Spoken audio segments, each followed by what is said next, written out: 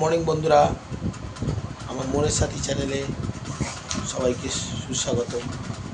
সকাল হয়ে গেছে, সকালে উঠেছি, একটু দেরি হয়েছে, দেরি করে উঠেছি। খাবে আমার ছেলে আবার কি আবার বলছে। আচ্ছা, একটু দেরি হয়ে গেছে, আজকে উঠতে ছুটি ছিল তো, ছুটির দিন। তো এখন যাচ্ছি বাজারে। আর আজকে কালকে থেকে আমার ছেলেটা একটু শরীর খারাপ ছিল, এখন ঠিক আছে। এই যে এখন পড়তে বসেছে। ও ওরকমই মুখ খেঁচাই খেঁচাই মোবাইলটা ভিডিওর মধ্যে এলে। তো যাই একটু বাজারটা করে আসি।